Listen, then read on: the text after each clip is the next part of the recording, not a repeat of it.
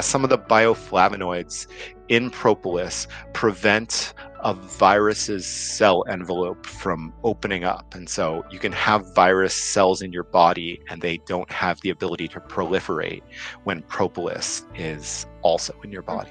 Hello and welcome to the Herbs with Rosalee podcast, a show exploring how herbs heal as medicine, as food, and through nature connection. I'm your host, Rosalee de la Forêt. I created this YouTube channel to share trusted herbal wisdom so that you can get the best results when relying on herbs for your health. I love offering up practical knowledge to help you dive deeper into the world of medicinal plants and seasonal living.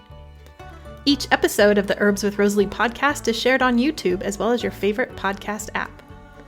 Transcripts and recipes for each episode can be found at herbswithrosaleepodcast.com or through the link in the video description.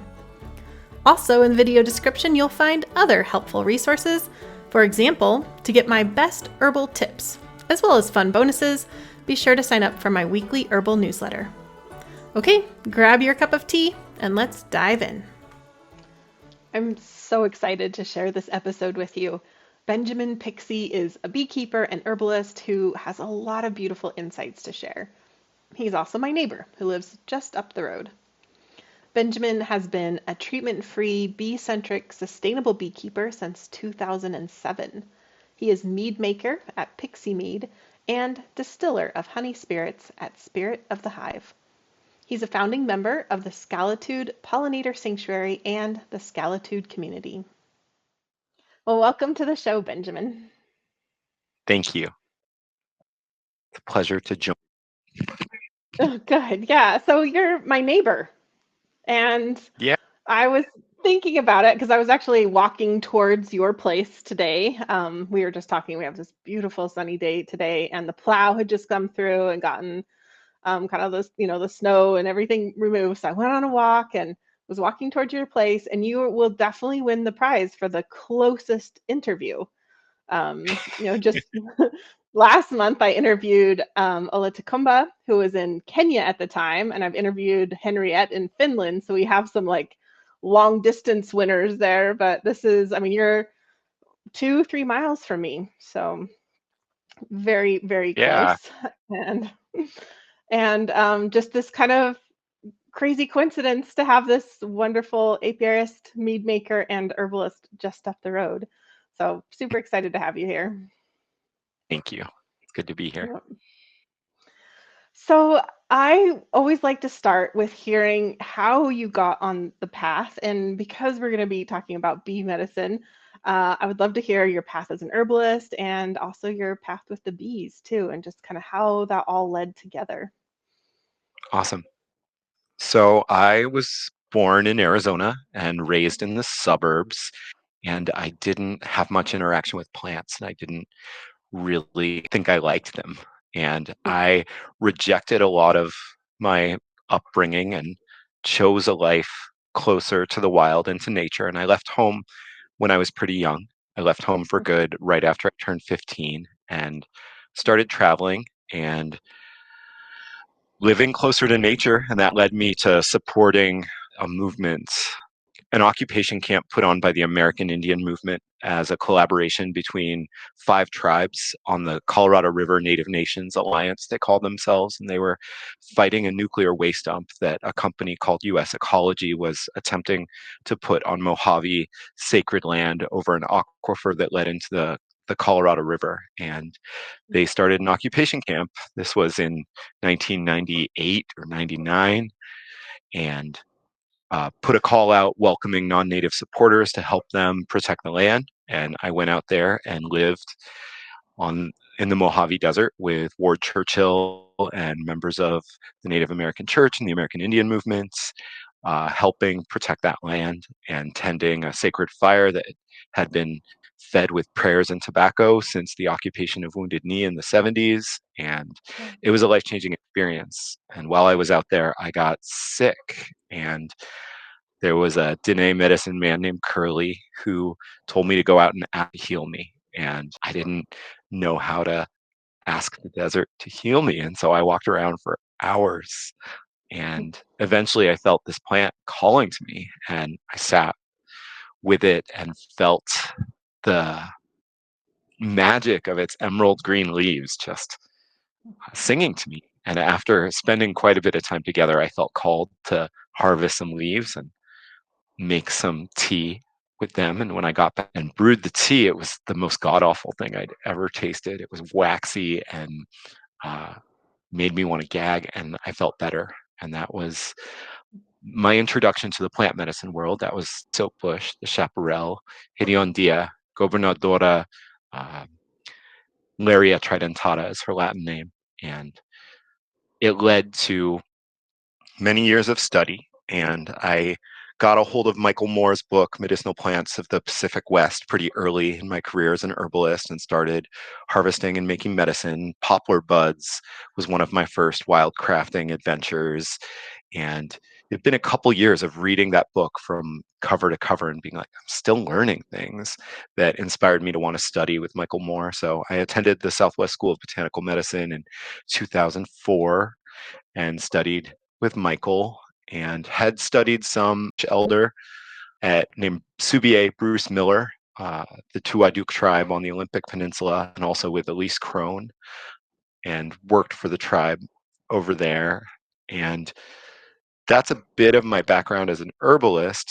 I came to the bees through mead, through honey wine. I made my first honey wine when I wasn't old enough to buy it, and I it was a fireweed honey mead, and I ended up sharing it with friends up in the Cascade Mountains near where the bees had made that honey, and I felt myself as the messenger of this golden, bubbling, sweet spirit of delight, and I liked it. And so I just dove in really deep, and I started making a lot of mead and wild crafting herbs and making infused honeys, and that led to me work trading with beekeepers in exchange for honey, and then catching my first swarm in 2006. And once I got my hands on the bees and started looking at them and feeling their magic, it that was the beginning. And the next year, I started the Pixie Honey Company and got 40 colonies. And it's been, I'll probably keep bees until I die. Um, I love them so much. I look at them as the original herbalists, and they have so much to teach us about not only plant medicine, but being in service to that which feeds us, and to working together. I loved hearing all of that, Benjamin. So much that I didn't know, for somebody, who I've known for a while. And it also reminded me of the first time, I think is the first time I met you. It was well before you'd moved to be my neighbor, but it was in the same location. It was at Earth Skills Gathering, Saskatoon Gathering, and Saskatoon Circle. And I remember meeting you like basically with a bottle of mead in your hand and being lots of revelry and fun. And we had a mutual friend, Lynx Vilden, who's going to be on the show in a couple of months. Nice. So yeah, I just kind of brought all that back. But it was a wonderful just to hear how you found your place within the plants and the bees. So thank you so much for sharing that. I also read that same book by Michael Moore from cover to cover, but did not have the chance to study with him. So yeah, that's wonderful. Well, so I love that you call bees the first herbalists, because you're going to talk about propolis today, which is like not technically an herb, but I think herbalists are very like we cast a large net when we talk about herbs. Like I had Asia on the podcast a while ago. We talked about mushrooms, which we like a lot of herbalists just call mushrooms herbs, which is not at all correct, but just kind of is this umbrella statement. So propolis totally works within that too. But I think we should probably start by just talking like what is propolis? Yeah, yeah. So propolis is the quintessential bee medicine, and polis means city, and pro means preceding or in support of. I liberally translate propolis as the walls of the city, or the defense of the city, the benefit of the city. And I look at the beehive as a superorganism, but also as a city.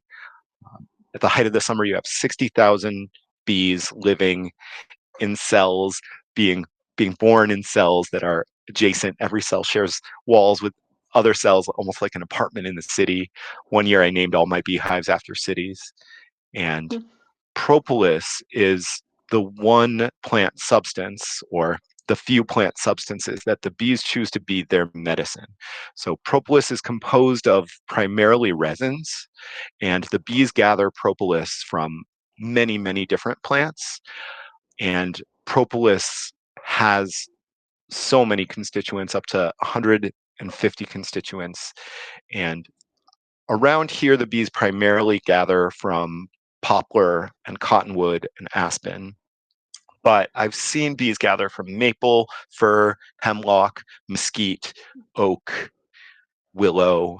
They will gather resins from many, many different sources. And propolis can be 5% pollen, 5% waxes, and also there's some polyphenols and bioflavonoids that the bees transform that are different from the way they are in the plants. The bees add some enzymes and mix all this together to be the immune system of the hive. And so propolis is, the bees use it, they fill every space that's too small for them to make honeycomb with propolis. And the Greeks had 4 or 5 different words for propolis, and one of them was cosmosis. This is the word that cosmetics come from. And that type of propolis is the initial varnish layer that the bees add to the foundation and the edges of the entire hive. And I think of propolis as a boundary medicine.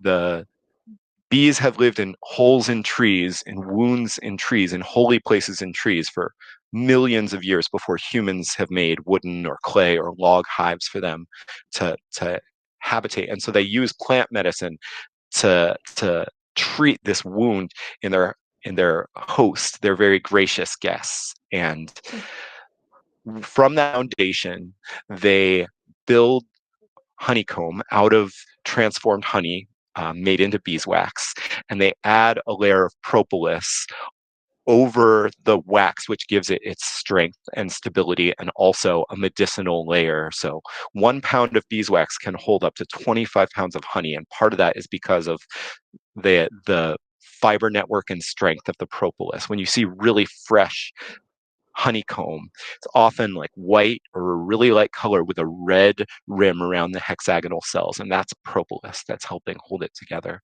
So those are a couple of functions of propolis within the hive. The bees will also use it to make their entrance smaller or to channel air. And they will also use it to mummify invaders. If a critter sneaks into the hive to steal honey, and the bees sting it to death and it's too big for them to remove, they can't have it in their body essentially rotting. So they will coat it in propolis and wax, and again, boundary medicine.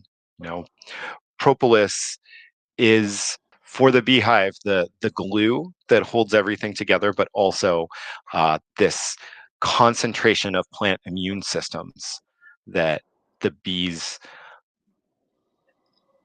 collaborate on, because they do add their own enzymes which transform the plant secretions to become this synthesis that um, is like nothing else in the world, really. Wow, I feel like I just learned like countless things that I did not know before. That is so fascinating, just about propolis. And I love that that's one of the amazing things that bees make that we then get to work with. Um, yeah, so fascinating. And so you mentioned that bees, there's like propolis, there's a lot of resin there. So it's mostly, you mentioned there was pollens and stuff. It's mostly resins. It's a very sticky, dense substance. I'm totally just personally curious. You mentioned a lot of trees that they might harvest those resins from. Have you ever seen them harvesting from ponderosa pine? Because we live with a lot of ponderosa pines here. I haven't ever seen them harvesting from ponderosa pine. That doesn't mean that it doesn't happen, but the propolis Yeah. that we harvest here doesn't taste at all piney. Yeah, that's a You good know, point. like my experiential knowledge of the bees is mostly based on what I can see and taste. And I read a lot of things in books about what bees gather or what bees gather this or that from, and a lot of it I do not see supported by my own eyes and taste buds. And I feel like part of that is because there are so many environmental micro nuances that affect the ways plants produce nectar, pollen, and resins, and the abundance in which they are available for bees. And so it changes what bees gather from place to place. That makes sense. And I love there's all the different layers that we get to learn from the bees in that regard. Yeah. I'm curious now that we have a sense of what propolis is, how do you like to work with propolis as medicine? Yeah. Uh, every way that I can. When I harvest propolis, it's usually um, scraping the edges of the hive when I'm doing hive inspections during the height of the summer.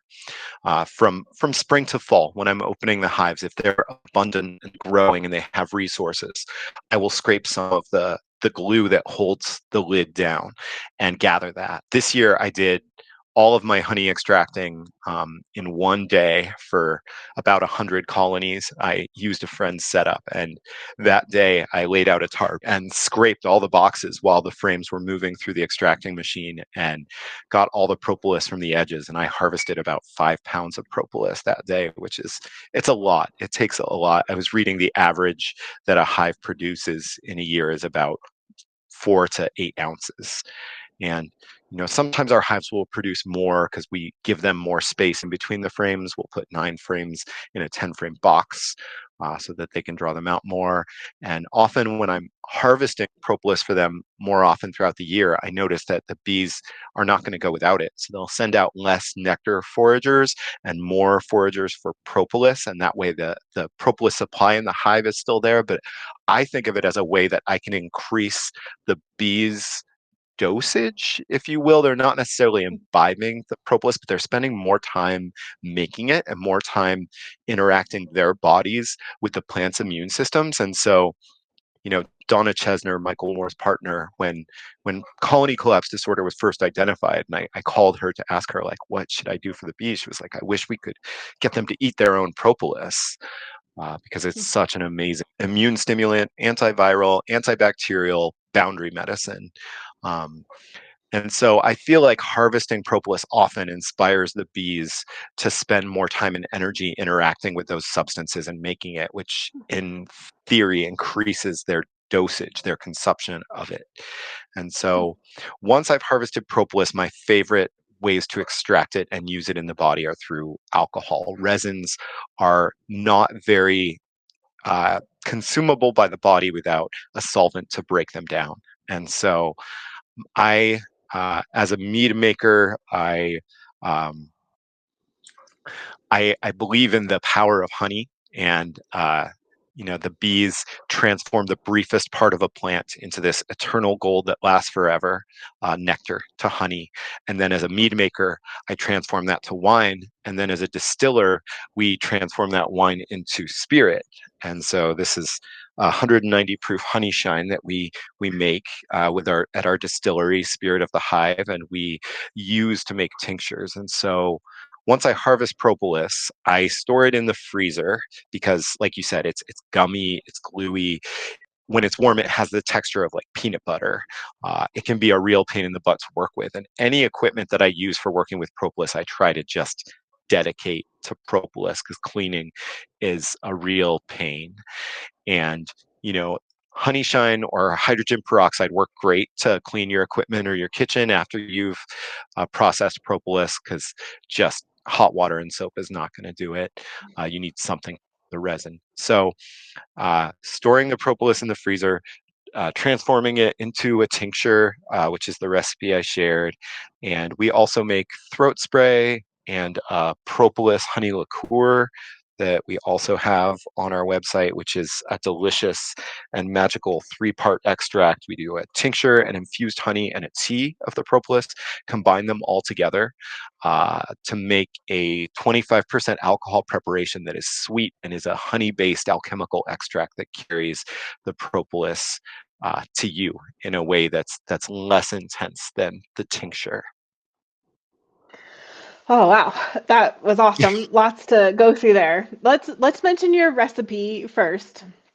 So you've shared this propolis tincture recipe, which is like at first glance a very simple recipe. You're combining a couple ingredients, but as you were talking about, it's very important to have the alcohol as that intermediary to break down the propolis. So in there, you're recommending a very high proof alcohol, like your spirit medicine, which I just love that it's like it comes from honey and then it's, kind of breaking, it's just all bee related.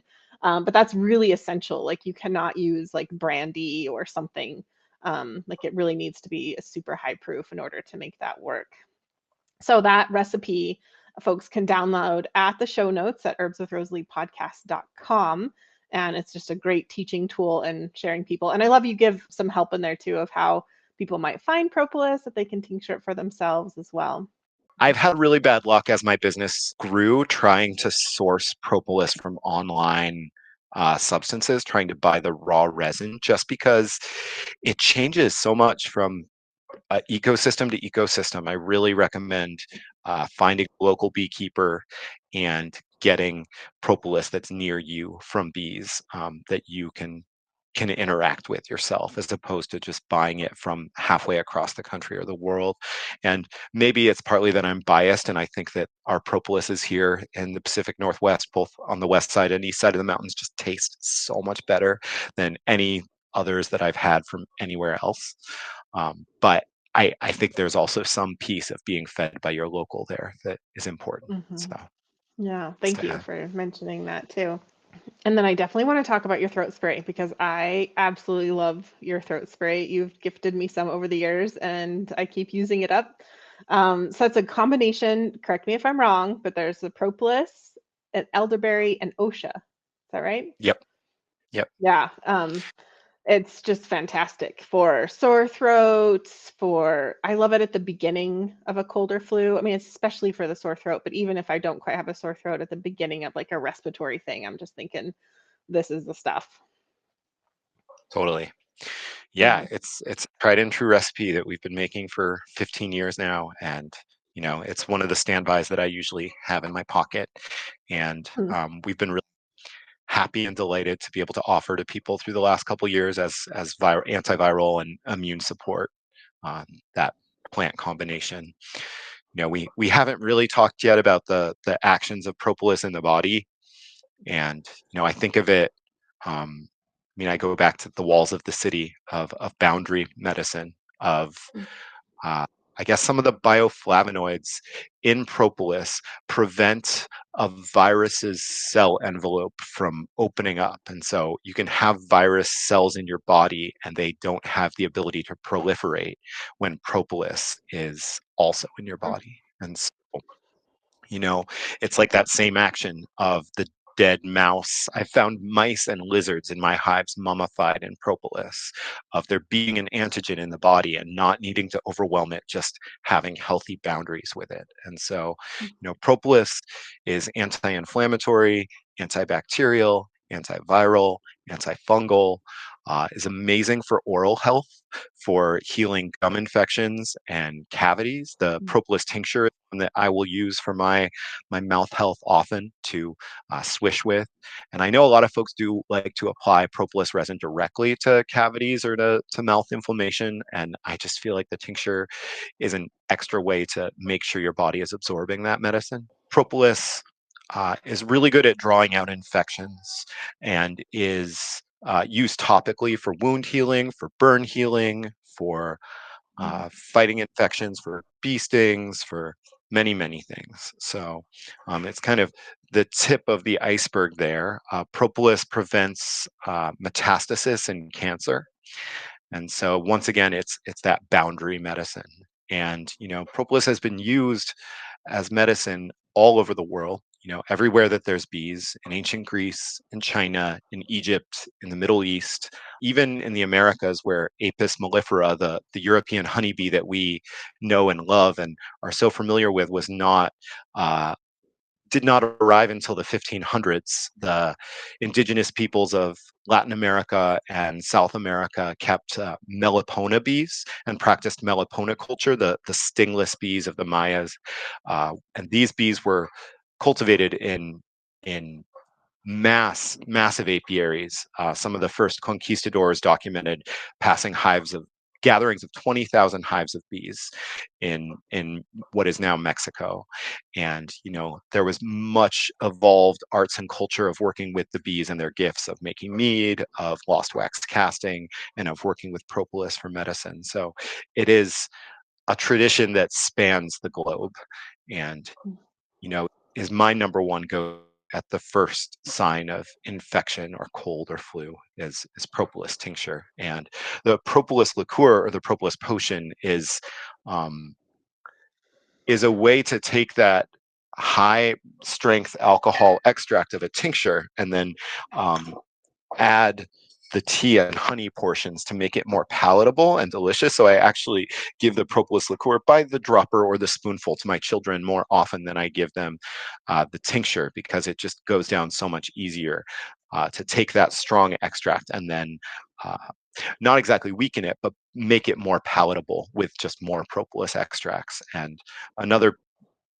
egg I'll give to you medicine makers is, after you follow the recipe for making a propolis tincture, do not discard the mark. There is so much medicine still active in that propolis that you've extracted that you can tincture again, or you can try and infuse into oil, or make tea out of, or infuse into honey. There's a lot of things you can do with that leftover propolis. So I hope people Mm. experiment, and Centric is telling me the most delicious thing they make. Yeah, nice tip. And I kind of can't believe I haven't had that propolis liqueur. So I'm gonna have Oh to my fix goodness, I that can't believe you and haven't order either. some I'll from bring. you. Yeah, that's every time you buy, I'm like, wait, that looks amazing. Um, I do want to talk about your mead. I don't know if now is the best time, but I brought it up, so we might as well go with it. But I don't remember all the mead names. I've never, like, every bottle I've had from you is amazing.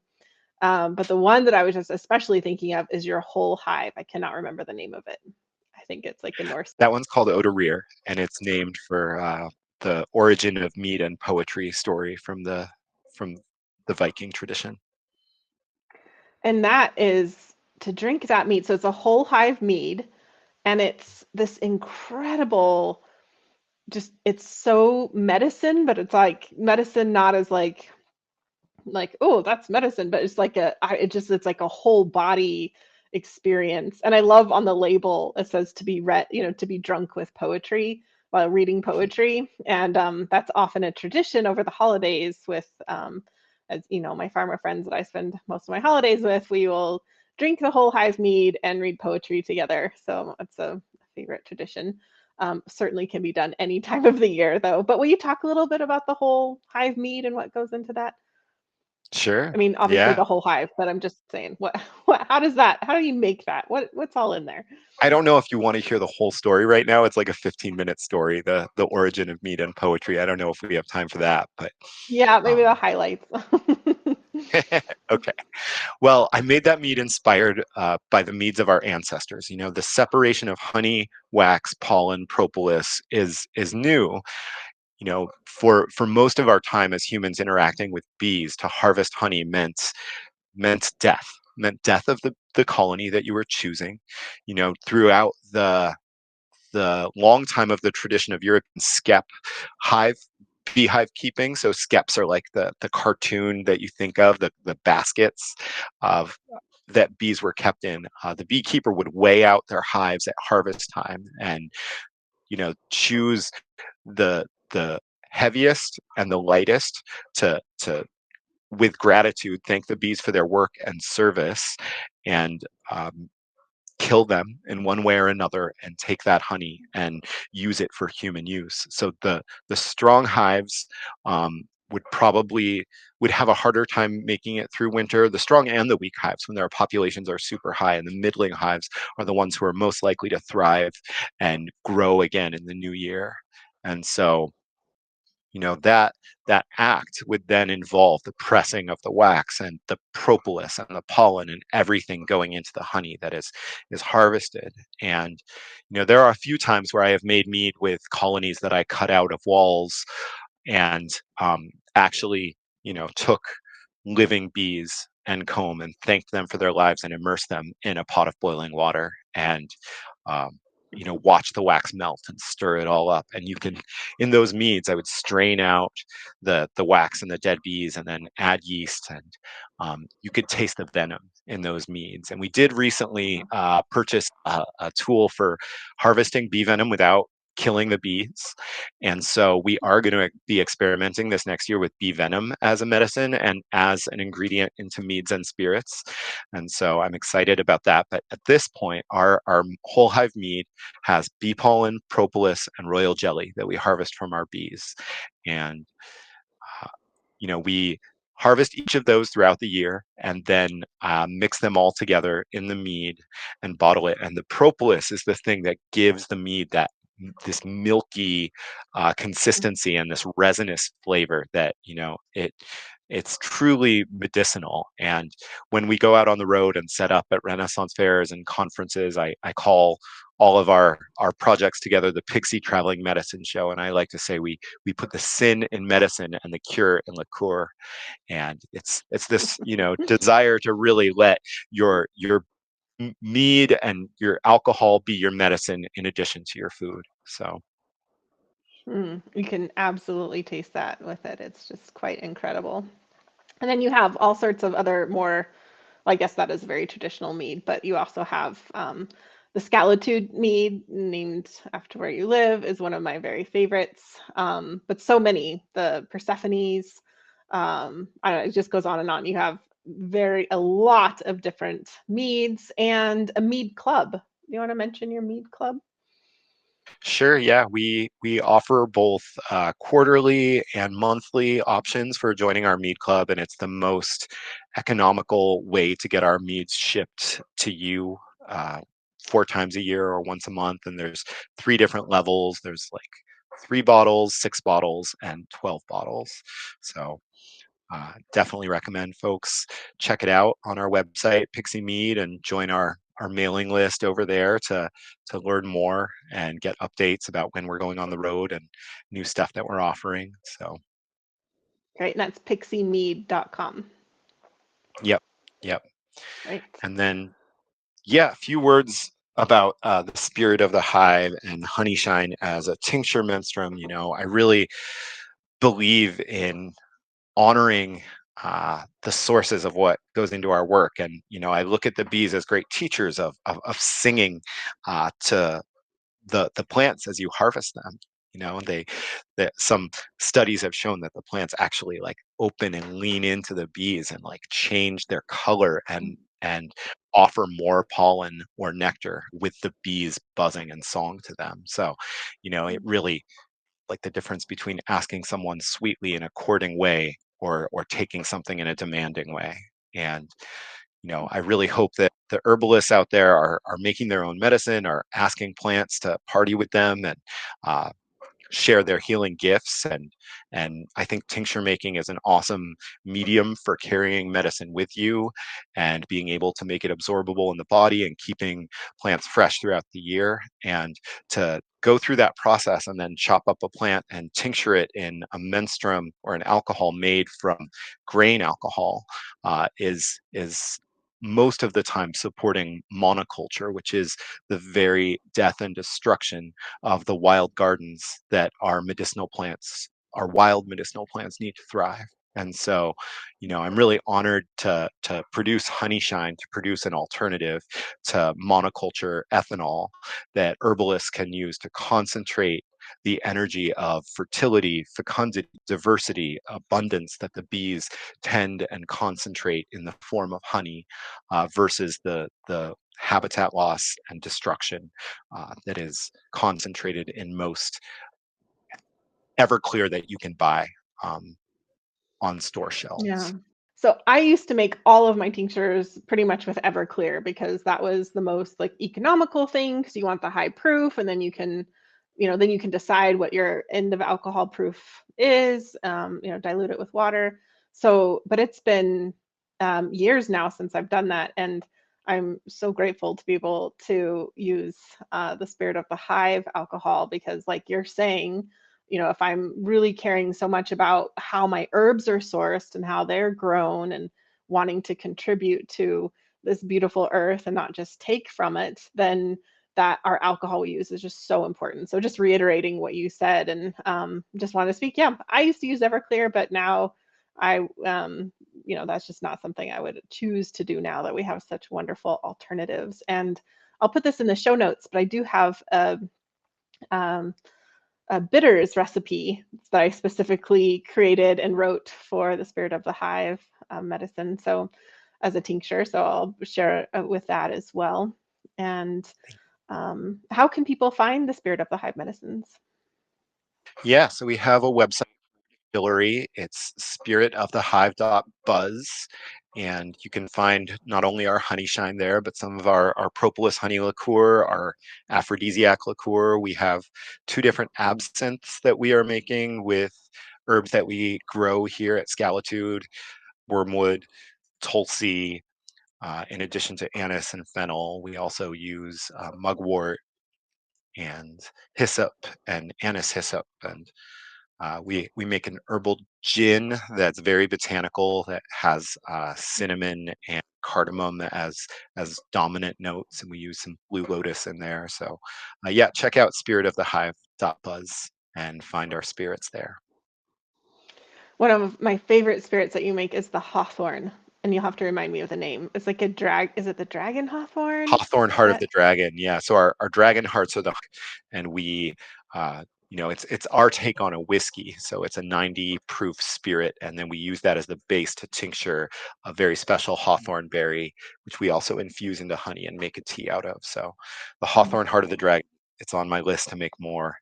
Got a bucket Mm. of like hot nectar that's frozen outside that's waiting for the thaw.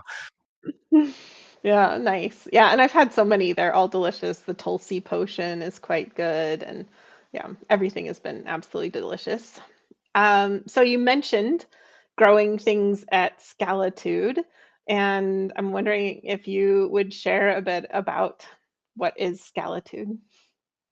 Yeah, yeah. So Skalitude is my home, and it's where Rosalee and I met at the Saskatoon Circle uh, Earth Skills Gathering, and that was how I first met Skalitude in 2009. I came here to teach at the second Saskatoon Circle Gathering and fell in love with this magical land. Skalitude has been a eco retreat center since 2000. The previous owner was here for 18 years, and she built up that business hosting weddings, vacations, and wilderness rites of passage groups. And I, uh, yeah, it's just there's this magical meadow that's held by the hills, and it's like no other place I've ever been. Uh, the Human Fairy Relations Congress was held here for many years, and it's a potent place where people come to interact with the wild and other realms. And so, in 2018, I got together with my beloved and a group of people, and we purchased the land from the old owner, and with the intention to build a community here. And we continue to host Saskatoon Circle gathering, and that'll be on the summer solstice this year. This year, we're also going to be hosting the Northwest Herbal Gathering a week before, June 9th through the 11th. So there'll be a bunch of herbalists in the neighborhood. Oh, no And way. It's going to be the Northwest Herbal Fair followed by Saskatoon Circle? yeah, yeah, Wow, it's, June. That's going to be yeah. amazing. And we also began the Skalitude Pollinator Sanctuary. So, it's really my strong belief that honeybees are great stewards of the ecosystem, and that the best way we can support them is to provide healthy and diverse habitat for them. So, you know, learning the abundant nectar plants in our area as a step of that, and then also learning the dearth time, the time when the season is still warm enough that bees could make honey, but there's not enough abundant nectar available for them to do it. And so planting for that time is the best way as humans we can be allies to the honeybees. So that's one of our primary goals at Skalitude Pollinator Sanctuary. And we purchased a no-till seed drill that allows us to distribute a lot of seed and get a lot of biological material into the soil without disturbing the ground very much at all. And so we planted about 1,000 pounds of seeds last year that we're really Wow. excited with this very snowy winter to see, and a very wet summer last year. We think that we're going to see a lot of perennials jumping up and flowering this year in the Mm. meadow. So hopefully if it's warm and dry enough by June, Wow. we should have many colors of plant nations of nectar plants that provide abundant gifts to both the honeybees and the native pollinator species. That's going to be delightful. What I'm curious, I have to ask, what plants, what seeds were in there? Yeah, yeah. Phacelia is one Mm. that flowers that's doing really great. Sanfoin is one that we planted first, I think, 3 years ago, and we've got about an acre and a half of Sanfoin that's really established. That is an alfalfa relative and makes pink flowers. Mustard, borage, catnip, alfalfa. Um, I'm drawing a blank on some of these. Chicory, got a lot of poppies going. Mm. Purple prairie clover, echinacea. This is Oh my just what I gosh. can try and provide a Yeah, complete that's gonna be just send so out. epic. I often walk, up there, and I don't make it every day on my walk because it is, I think, 3 miles. Is it? Do you think between our houses, 2 or 3 miles? But I don't always make it the whole way. But now I'm gonna have to walk. I'm just gonna welcome myself into your meadow because that You're just sounds welcome. amazing. When I love growing aster for that late season, and we have another friend, Susie. She keeps bees on our property, but sometimes, like one year, we had a bear come and take out the bees. This year, the bees got eaten by yellow jackets, which was very sad. But I'll still see honeybees on my asters in the fall, and so I wonder, are these do these live at Benjamin's house and they're making it all the way here for the asters? Really. Yeah, your garden's always so beautiful in the late summer. I always want to go over and ask you who you have blooming and who you see bees in. Um, You are always welcome to stop and ask. I would only say the problem is you might have to stay for a while because then I have to do the whole garden tour. It's like a whole thing, and so that would be like the one problem. You'd be like, oh, I just stopped real quick, and then she just would not stop talking about plants. It's a problem, but I feel like I was so excited to talk about your lovely offerings because I'm such a big fan of them. I do want to make sure that we covered everything about propolis that you wanted to cover. Is there anything else that you'd like to add? um, I think we covered quite a bit. It's impossible to do it justice. There's so many variations of propolis for every place. People talk about this propolis in the Amazon that's green and it's super effective against staph. And some folks who are reductionists like, oh, that's the best propolis in the world. But really, I think it's the best propolis for the bacterial conditions that thrive in that same ecosystem, which is Hmm. often staph. So, uh, propolis I just look at as a gateway into the world of the bees. And bees have been building cities out of the excrescence of plants for millions and millions of years, much longer than we've been a species. And this is what they have chosen to be their medicine. And so, I just see millions of years of wisdom and collaboration in propolis. And um, yeah, it's amazing to be able to taste that and take that into your body as an opening into that world of the magic of the bees. Hmm. That's so beautifully said, Benjamin. It's really like a great bee endorsement too. It's like if the bees love it, then Like, and you have so many projects going on that we've talked about: Pixie Mead, Spirit of the Hive, such wonderful things going on at Skalitude. Did we miss anything? Is there anything else you'd like to share about that? I think that's it for now. All right. Join our mailing list at our websites, either spiritofthehive.buzz or Pixie Mead, and stay tuned because we do take the show on the road and go traveling throughout the West and further. We've been doing Renaissance fairs and other events, and um, we'll be continuing to take the magic of the plants and the bees out on the road in the coming year. Which I know is a lot of fun and very entertaining. And I have not seen you traveling, but I've sent friends your way over the years at different festivals and stuff. And I know it's always a fun time. Well, that brings us to our last question, which I'm asking everybody in season 7. And I want to expand this question for you a little bit, Benjamin, to ask, what advice do you have for people who are just starting out on their herbal path, or perhaps people who are getting interested in bees? So, on the herbal path, I would say, similar to most things in life, just find what you love, Mm, find what lights you up, find what makes you passionate and makes you feel alive. You know, for me, that was wildcrafting and getting my hands on the plants. And as other parts of my life grow, like and business grow, I find less time to do that stuff. Was the heart of what it's all about for me. So, find that piece and try to structure everything else to let you spend as much time doing what you love as possible. mm, So that's love that's that. my advice for the herbalist. Um, bee folks, just get your hands on them. I remember the first time I helped a local beekeeper harvest honey. It ended up being the beekeeper whose honey I had used for my first mead. And I was like fresh out of herb school. I was like 21 or 22 years old. And I'd been making mead for 4 years already, and I was so excited. He gave me this like crappy suit that didn't really seal, and I was probably in my first hive that I was working on my own. And the bees got in my veil; they were stinging me all over, and I ran away, thinking like it's not worth it. It's not worth it, and like I got all the bees out of my beard, and I tightened up my suit, and I took a couple breaths, and then I was like, it's totally worth it, and I just got right back in Mm. there and started in the bees again and trying to be calm and methodical about it. But meet local beekeepers, get your hands on the bees, work with them. Most areas have a beekeeping association or some old timer who's been working with the bees in your area a lot. Join that group.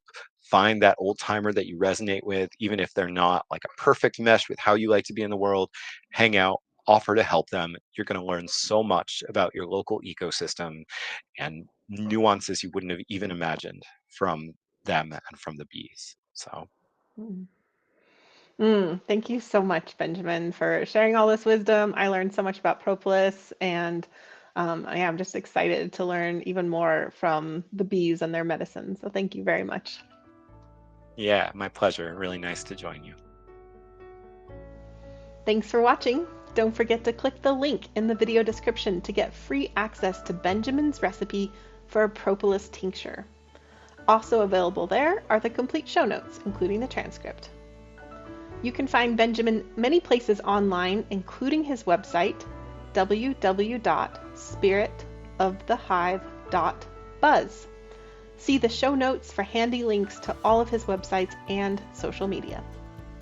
If you enjoyed this interview, then before you go, be sure to click the subscribe button so you'll be the first to get my new videos, including interviews like this.